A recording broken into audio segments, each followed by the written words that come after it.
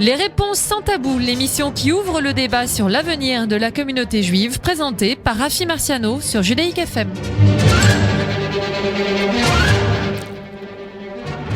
Bonjour à tous les auditeurs de Judaïque FM. Merci de nous rejoindre pour cette nouvelle émission des réponses sans tabou. Et comme d'habitude, nous avons toujours un invité pour dialoguer avec lui, mais cette émission est particulière parce que nous allons parler de l'Alliance israélite universelle avec Ariel Danan, qui est le directeur du département culturel universitaire de l'Alliance. Ariel, bonjour. Bonjour Rafi. Merci d'avoir accepté notre invitation. On vous entend sur cette antenne parce que beaucoup de gens nous téléphonent en disant « Ah, Ariel Danan nous raconte sur les pas des grands maîtres » et donc vous faites découvrir un peu la place et le rôle des maîtres du judaïsme.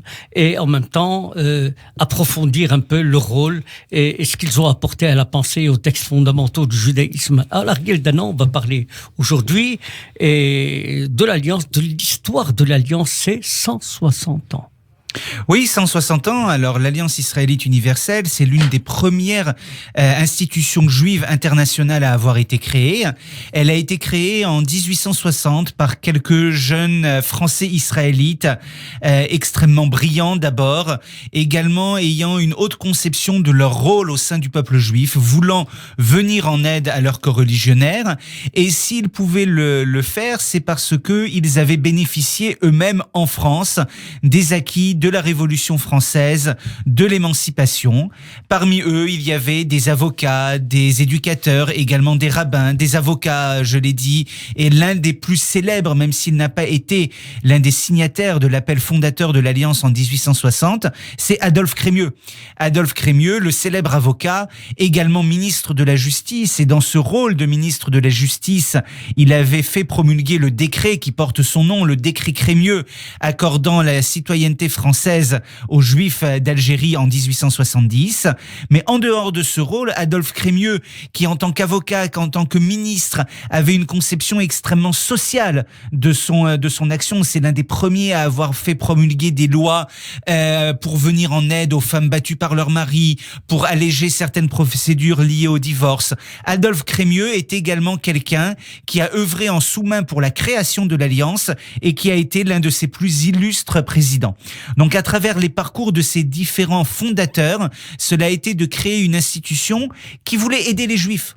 Oui, mais pourquoi ces Israélites, comme vous dites, ces Israélites français, entre guillemets, ont ressenti le besoin d'apporter dans les différentes communautés, dans les Balkans, au Proche-Orient, en Afrique du Nord? Pourquoi? Qu'est-ce qu'ils ont? À quoi ça répondait de créer l'Alliance israélite universelle? Ça a apporté?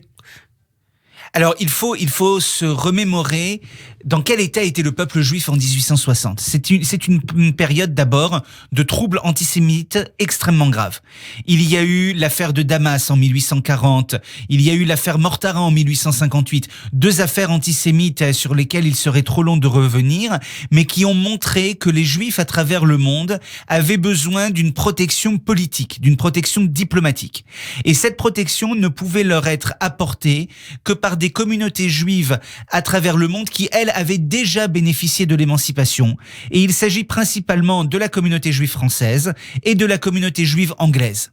Et donc, lorsqu'à Damas, il faut protéger les Juifs qui sont accusés faussement de crimes rituels. En 1858, en Italie, lorsqu'il faut essayer, et ce sera un échec d'ailleurs, de rendre l'enfant Mortara à sa famille qui a été enlevé par les autorités du pape, ce sont des Juifs britanniques et français qui vont se mobiliser. Et qui, en fait, en dehors de cette action ponctuelle face à un drame, vont se rendre compte qu'il faut une activité de longue haleine, une activité politique pour soutenir les Juifs au Moyen-Orient, dans les Balkans, en Afrique du Nord. Et mais c'est-à-dire l'outil, à part la protection, vous dites sociale, politique, diplomatique, entre guillemets, que pouvaient apporter ces fondateurs, c'était pour eux à travers quoi? À travers la culture, à travers l'enseignement, à travers la création d'écoles? Alors, c'est apparu dans un deuxième temps dans leur réflexion. Leur première réflexion, c'est d'apporter une aide politique face aux problèmes antisémites. Et en fait, leur réflexion, mais parce qu'ils sont nourris par les Lumières françaises, par la Révolution française, par leur situation après l'émancipation, par leur adoration, si je puis dire, de la culture française, française, ils vont considérer qu'il faut créer des écoles parce que leur objectif, c'est d'émanciper les Juifs sur place. Il ne s'agit pas de convaincre, de permettre aux Juifs d'Afrique du Nord... À travers la culture française. À travers la culture française. Et l'enseignement du français. Et l'enseignement du français, parce que à l'époque, le français, c'est, si je puis dire, ce qu'est l'anglais aujourd'hui, ce que représente l'anglais aujourd'hui. Donc, à travers l'enseignement du français, il s'agit de leur donner un enseignement moderne, de leur donner un enseignement qui est capable de leur apprendre des métiers auxquels les Juifs n'avaient pas accès dans ces différents pays. Et donc, finalement, l'enseignement du français, dans un premier temps, n'est qu'un moyen pour permettre l'émancipation des Juifs dans ces différents pays. Ce n'est qu'un moyen dans un premier temps. Je cite toujours l'exemple de l'Iran, où l'Alliance va comprendre qu'en Iran, au vu de la situation locale, strictement locale, il faut enseigner en anglais. C'est en anglais que les Juifs vont pouvoir progresser. Et donc l'objectif de l'Alliance, ce n'est pas que les Juifs d'Afrique du Nord ou les Juifs du Moyen-Orient quittent leur pays pour s'installer dans des terres plus hospitalières, c'est de leur permettre de s'émanciper sur place. Alors évidemment, les aléas de l'histoire ont fait que finalement l'action de l'Alliance a permis aux Juifs du Moyen-Orient, aux Juifs principalement d'Afrique du Nord, nous en sommes tous les témoins en France et les descendants. Cette action de l'Alliance a permis aux Juifs, lorsqu'il est venu le temps de quitter ces différentes terres, de s'installer notamment en France. Alors donc, les responsables de l'Alliance, les fondateurs, ont créé partout des écoles, au Balkan, vous avez dit, au Proche-Orient, en Afrique du Nord. Et la première école qui a été construite au Maroc, c'était à Tétouan. Oui, c'est la première école de l'Alliance en 1862 qui est fondée à Tétouan. Et ils avaient initié déjà l'idée très progressiste, très révolutionnaire, que les filles doivent être scolarisées.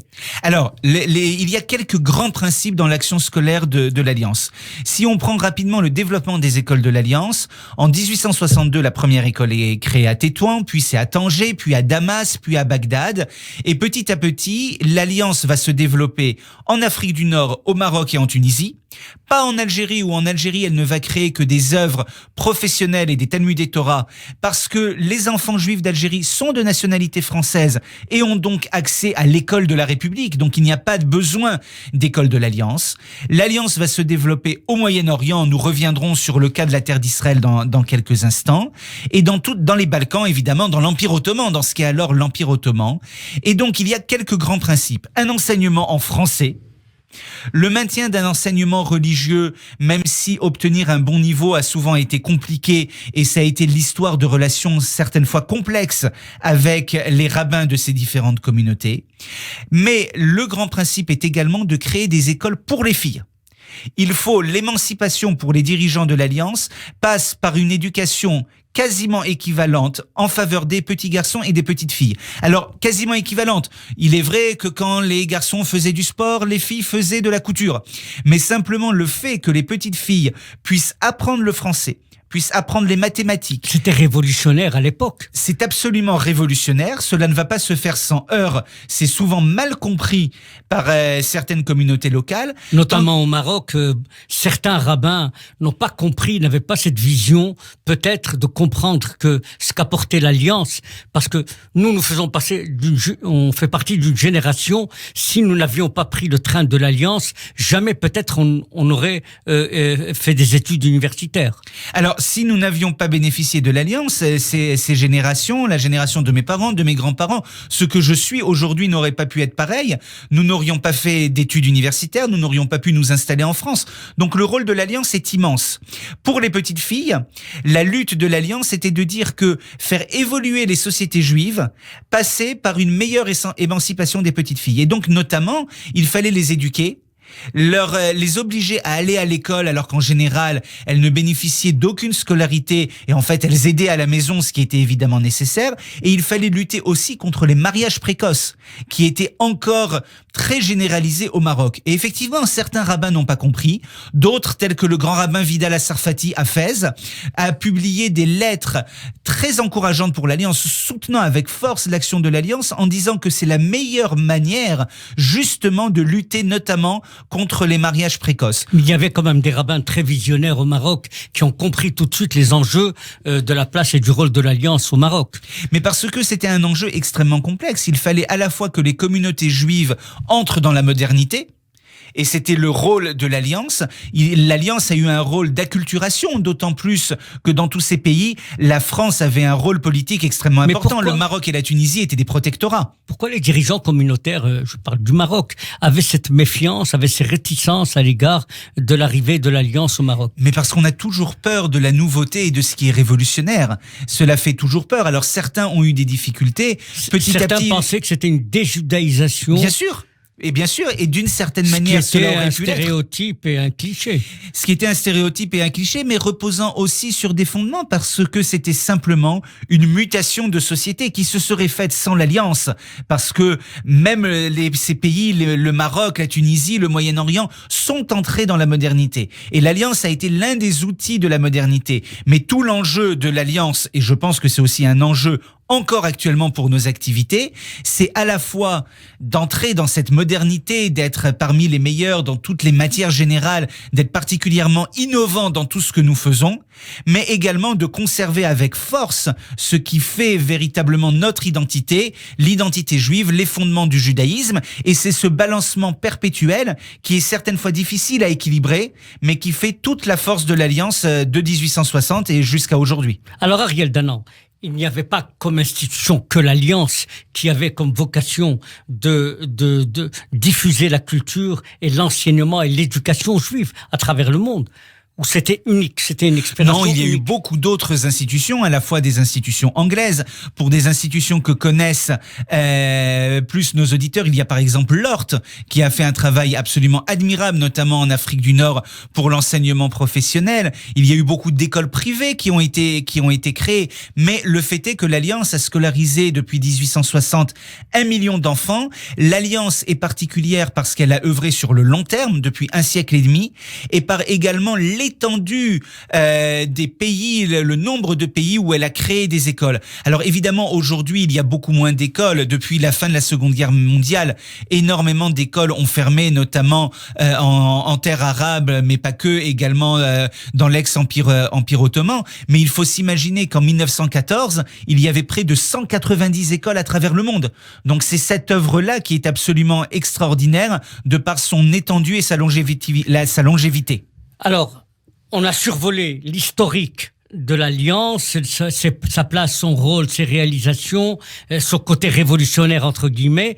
Alors, je suis toujours avec Ariel Danan, qui est le directeur du département culturel universitaire de l'Alliance, et nous avons survolé dans une première partie la place et le rôle de l'Alliance israélite universelle à travers le monde, dans les Balkans, au Proche-Orient, en Afrique du Nord. Alors, on va parler de l'Alliance aujourd'hui, parce qu'on rappelle aux auditeurs que nous, cette année, c'est l'année de la célébration du 160e anniversaire de la fondation de l'Alliance israélite universelle.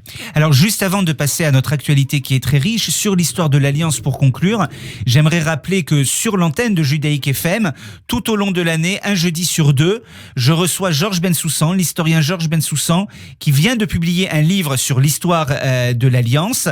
Et donc, un jeudi sur deux, à 8h45, vous allez pouvoir l'écouter dans la saga de l'Alliance, raconter toute cette histoire en profondeur. Nous le recevons tout au long de l'année 2020.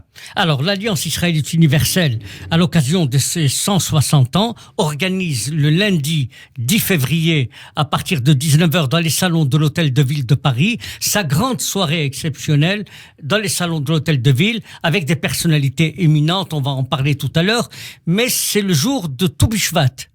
Oui, il s'avère que c'est le jour de Tou Bishvat, le nouvel an des arbres, et donc c'est pour cela que l'Alliance a choisi de célébrer ce jour autour de la thématique écologie, judaïsme et éducation, parce qu'il y a un double lien. Effectivement, il y a un lien de calendrier, il s'avère que le 10 février c'est Tou Bishvat, mais au-delà, en dehors du 160e anniversaire de la création de l'Alliance, c'est aussi l'anniversaire de la création de la ferme-école de Mikvé Israël. La première école d'agriculture. La première école d'agriculture juive. Et quand même, il faut rappeler quand même à nos auditeurs que la deuxième école d'agriculture a été créée à Marrakech. Alors, école d'agriculture également créée par l'Alliance. Il y en a eu une à Marrakech, il y en a eu une en Djeddah en Tunisie, il y en a eu d'autres dans les Balkans. Mais la première école, celle qui a eu le plus de succès et qui continue à être une école d'agriculture, c'est à Mikvé Israël. Aujourd'hui encore, juste à côté de Tel Aviv. C'est son 150e anniversaire. Imaginez-vous, 1 siècle et demi depuis la création création de Mikvé Israël. C'est une ferme-école qui a été créée par l'un des fondateurs de l'Alliance, Charles Netter, qui en 1860 a été l'un des 6 signataires de l'appel de création de l'Alliance. En 1870, crée cette première ferme-école qui va former les premiers agriculteurs du Yishuv. C'est grâce à la ferme-école de Mikvé Israël que les premiers agriculteurs ont été formés, ont été envoyés dans les kibbutzim et ont fait ce qui a été l'importance. On connaît l'importance des kibbutzim dans la création de l'État d'Israël. On comprend mieux maintenant pourquoi le lien, c'est la première école d'agriculture, le lien avec Tou Bishvat et le thème de la soirée qui va se dérouler le 10 février. Alors cette soirée va se passer en 2 temps, Ariel Danan. Ce que j'ai compris, c'est que la première partie, c'est une table ronde entre Daniel Cohn-Bendit, Corinne Lepage et le grand rabbin Kaufman, pour voir quelle est la vision du judaïsme mais dans le regard du judaïsme sur la nature, sur l'environnement. C'est un regard très ancien. C'est-à-dire que on n'a pas entendu les écologistes pour parler de protection de la nature, de l'environnement. Est-ce que, selon vous, d'après les textes fondamentaux, est-ce que l'homme pose la question, est-ce que je suis le gardien de la terre ?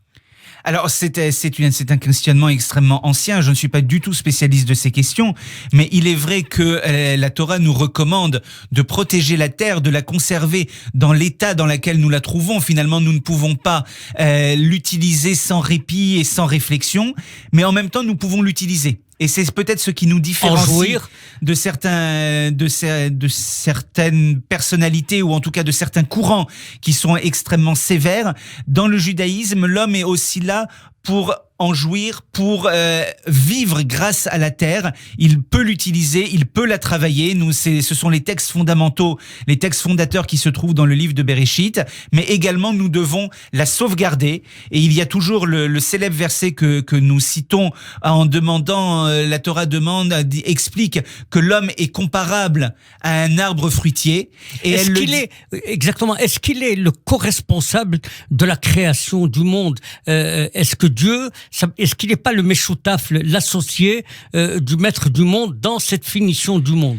Alors évidemment, et ça c'est une question qui déborde de beaucoup la question de l'environnement, c'est toute la question du rôle de l'homme par rapport à l'œuvre, par rapport à la terre créée par Dieu. Mais en tout cas, nous devons la protéger, nous devons l'utiliser, en jouir, nous pouvons manger, nous pouvons utiliser ce qui est produit par la terre, nous devons la rendre fertile, c'est l'une de nos missions, mais nous devons aussi y faire extrêmement attention et ne pas oublier que cette conservation, cette protection, eh bien, c'est ce que nous enseigne la Torah lorsque nous sommes en guerre et que nous avons besoin de détruire des arbres pour une opération militaire. Nous ne pouvons pas détruire d'arbres fruitiers. Donc le célèbre Midrash qui dit si tu es en train de planter un arbre fruitier et qu'on vient te dire vite, le Mashiach est arrivé, viens l'accueillir, tu dois d'abord terminer la plantation de ton arbre, ensuite aller accueillir le Mashiach. Oui, parce que justement, c'est toute la place que représentent les arbres fruitiers, mais c'est évidemment une symbolique. Nous avons un rôle dans la protection et dans le développement de la terre,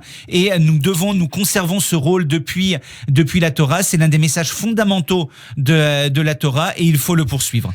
Alors, dans le cadre de vos responsabilités, Ariel Danan, je rappelle que vous êtes le directeur du département culturel et universitaire. Dans le cadre de vos responsabilités, est-ce qu'il y a des cours qui sont centrés sur la nature ou simplement des cours universitaires?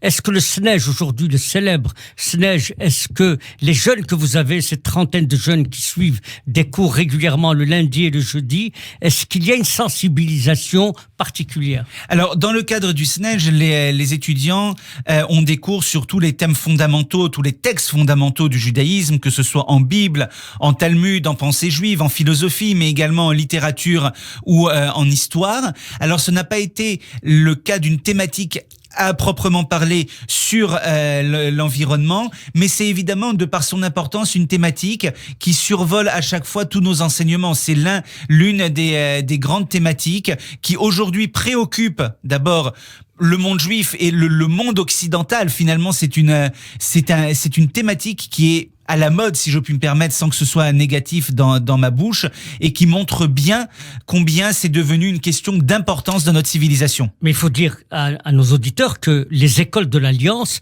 les élèves des écoles de l'Alliance sont cette année très sensibilisés à la protection de la nature. Alors, simplement, le gala a lieu, Ariel Danan, le 10 février. Donc, la première partie, c'est un débat animé par Alexis Lacroix, qui est le directeur des rédactions de Radio J et Judaïque FM. Donc, cette table ronde réunira le grand rabbin Kaufmann, Daniel Cohn-Bendit et Corinne Lepage. Et ensuite, on passera à la seconde partie, c'est le dîner proprement dit, dans les salons, avec la présence de nombreuses personnalités. Et cette soirée sera animée par Ariel Wiesman et en présence d'Alain Finkielkraut, de plusieurs personnalités du monde médiatique, politique, universitaire. Et c'est important de célébrer comme ça le 160e anniversaire d'une grande institution. Alors c'est important parce qu'il est toujours intéressant à mon avis de voir ce qui a été fait, de faire le bilan de ce qui a été fait depuis 160 ans, surtout dans le cadre d'une institution comme l'Alliance, à condition d'avoir des projets pour l'avenir. C'est quand même beaucoup plus important que simplement dans le droit fil de Lévinas. Il faut rappeler aux auditeurs que un des présidents c'était le fameux prix Nobel René Cassin. Oui, il y a eu des personnages illustres dans l'histoire de l'Alliance et nous devons être dignes de ce qu'ils ont fait dans notre futur. Il faut avant tout penser le futur de l'Alliance. C'est ça le plus important aujourd'hui. Et donc cette grande soirée de soutien, nous n'en organisons pas souvent. Il y a peu de galas de l'Alliance.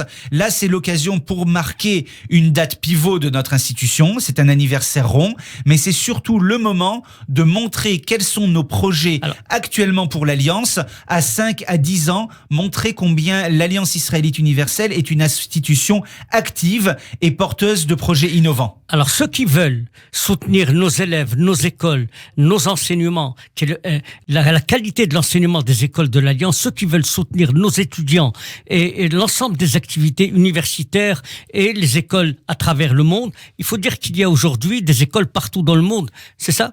Alors, partout dans le monde, c'est vrai que il y a beaucoup moins de pays où l'Alliance est présente qu'avant la Seconde Guerre mondiale, mais oui, nous sommes présents en France, évidemment, en Israël, mais également, les auditeurs ne peuvent ne pas le savoir, également au Maroc. C'est le dernier pays musulman où il y a des écoles de l'Alliance, notamment à Casablanca. Nous avons des écoles affiliées également dans d'autres pays. Donc c'est véritablement une organisation mondiale. En Israël, il faut citer ce qui se fait dans le campus de Mikvé Israël, qui est à la fois une école d'agriculture, mais qui comprend également d'autres écoles d'enseignement général, et notamment un collège-lycée franco-israélien au nom de Lucette et Marcel Drahi, qui permet justement à de jeunes juifs, notamment, pas seulement, mais à de jeunes juifs ayant fait leur aliyah depuis le monde francophone, d'être scolarisés dans une structure qui est binationale, qui est à la fois française et israélienne, qui prépare au bac français et au bac israélien, tout ceci pour leur permettre la meilleure intégration possible en Israël.